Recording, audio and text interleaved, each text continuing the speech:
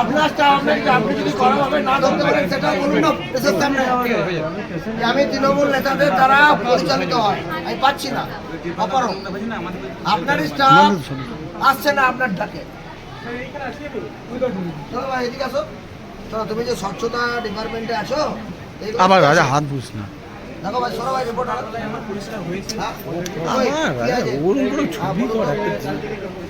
এরকম হয়। জানি তো অভিযোগ তো নিতেই হবে, আমার পোস্টটাই তো তাই, ঠিক আছে। তবে আমি কিন্তু দেখুন এই নতুন সরকার আসার পরে বিভিন্নভাবে আমি নিজেও কিন্তু চাপে ছিলাম, অস্বীকার কোনো জায়গা নেই। যে ঘুঘুর বাসা, সেই ঘুঘুর বাসা এখনো পর্যন্ত আছে। তার কারণ আপনি যদি করাভাবে না ধরতে পারেন সেটা বলুন না প্রেসের সামনে।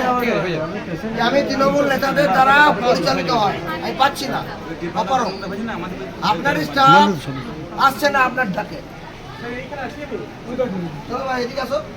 চলো তুমি যে স্বচ্ছতা ডিপার্টমেন্টে আছো, আবার রাজা হাত বুঝ না। দেখো ভাই সরো ভাই রিপোর্ট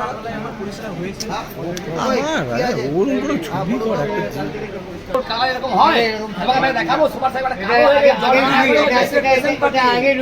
এটা তো আমরা বলিনি, পরশুদিন থেকে এটা পড়ে আছে। দেড়টার সময় তোমার হয়, সকালবেলাতে পরিষ্কার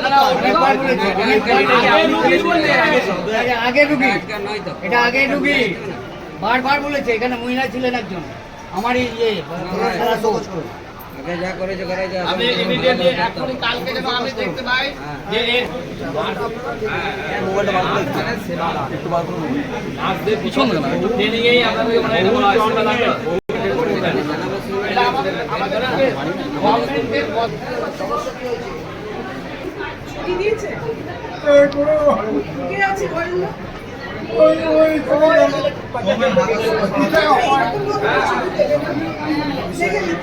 স্লাইড চলছে দেখান।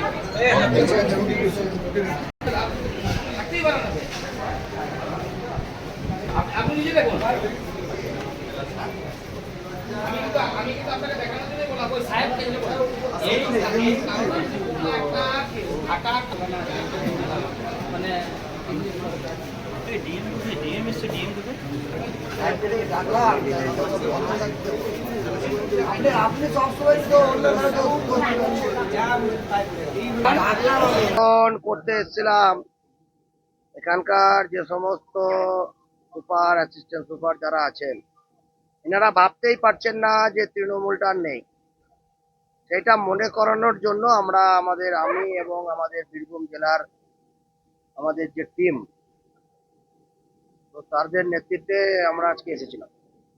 আসার পর দেখলাম যে এখানে যে ঘুঘুর বাসা, সেই ঘুঘুর বাসা এখনো পর্যন্ত আছে।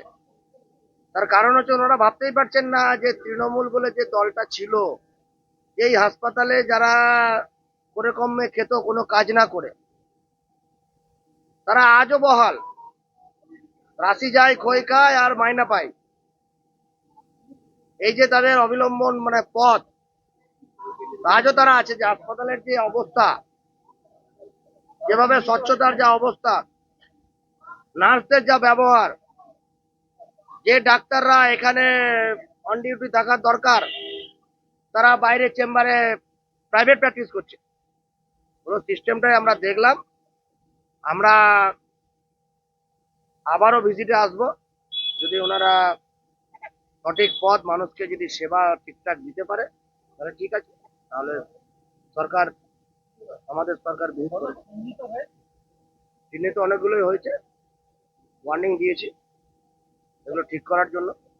সময় দিতে হবে। 15 বছরের যে জঞ্জাল, সেটা তো আর 15 দিনে ঠিক হয় না।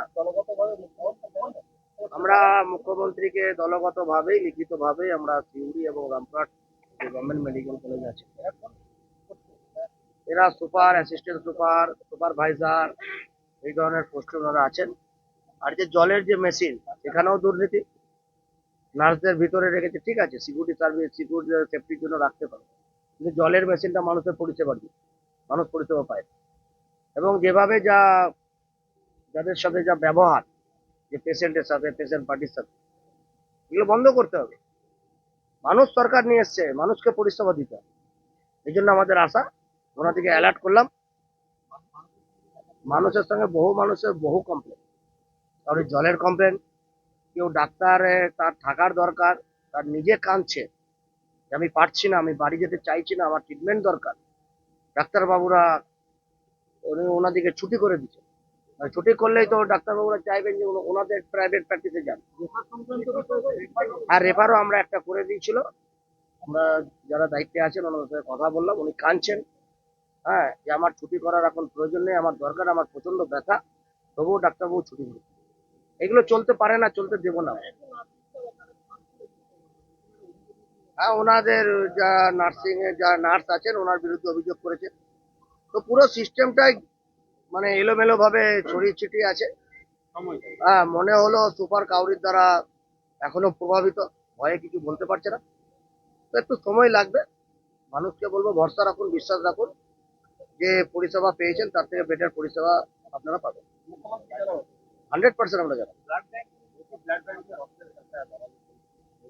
সমস্ত দালাল চক্র, সিন্ডিকেট, কাটমানি সমস্ত বন্ধের আবেদন করলাম, ওনাদের নজরে নিয়ে এলাম, ওনারাও জানেন, ওনারাও এতদিন মুখ খুলতে পারেননি বিগত সরকারের ভয়ে। আশা রাখছি ওনারা মুখ খুলবেন, ওনারা সঠিক পদক্ষেপ গ্রহণ করবেন এবং ব্লাড ব্যাংকের যে দুর্নীতি, কালোবাজারি, সেটাও বন্ধ হবে। আমাদের মনিটরিং টিম এখানে কাজ করবে, ডে টু ডে মনিটর করবে। কোনো জায়গায় কোনো কাজের গাফিলতি হলে আমরা সরকারকে তৎক্ষণাৎ জানাবো।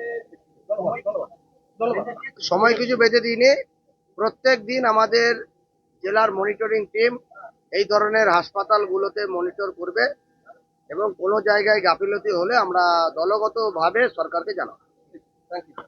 জানি তো অভিযোগ তো নিতেই হবে, আমার পোস্টটাই তো তাই, ঠিক আছে। তবে আমি কিন্তু দেখুন এই নতুন সরকার আসার পরে বিভিন্নভাবে আমি নিজেও কিন্তু চাপে ছিলাম, অস্বীকার কোনো জায়গা নেই।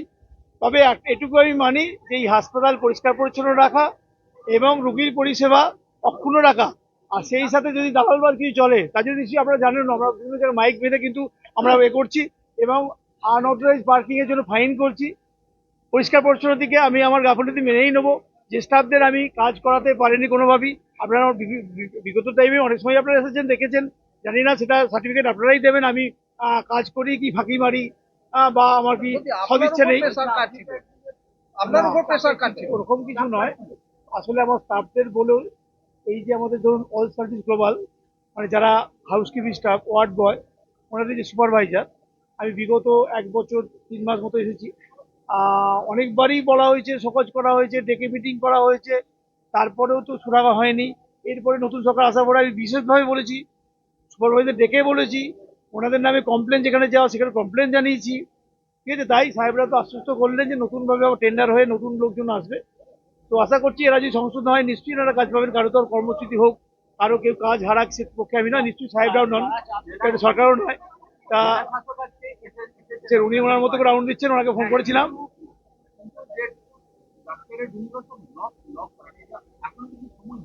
কিন্তু ডাক্তারদের জন্য যেটা দাবি ছিল এসি লাগানো, তাদের জলের ব্যবস্থা করা, পর্দা লাগানো, সেগুলো সমস্ত আমরা ব্যবস্থা করেছি। কারণ কি দেখুন, কেউ অন করলে থাকলে তাকে হসপিটাল স্টে করতে হবে, এটা আমাদের স্বাস্থ্যমন্ত্রী থেকে নির্দেশ ছিল আগেও, এখনো বলেছে না, অন কল থাকলে একজন থাকবেন, জুনিয়র ডাক্তারবাবু থাকবেন, ডিএনবিরা আছে থাকবেন, পিজি থাকবে। আচ্ছা, যাই হোক, সেটা নিয়ে তো আমরা স্টেপ নেবই। এবার তো আমি ওপেন হ্যান্ডেড মানে স্টেট ব্যাটে খেলবো এগুলো। দেখুন সেটার উত্তর আমি তো দিতে পারবো না, তবে আমি এটুকুই বলতে পারি, নিশ্চয়ই আপনারা দেখেছেন যে আমি ইনফ্রাস্ট্রাকচার ডেভেলপমেন্টের দিকে নজর দিই, পেশেন্ট কেয়ারের দিকে নজর দিই।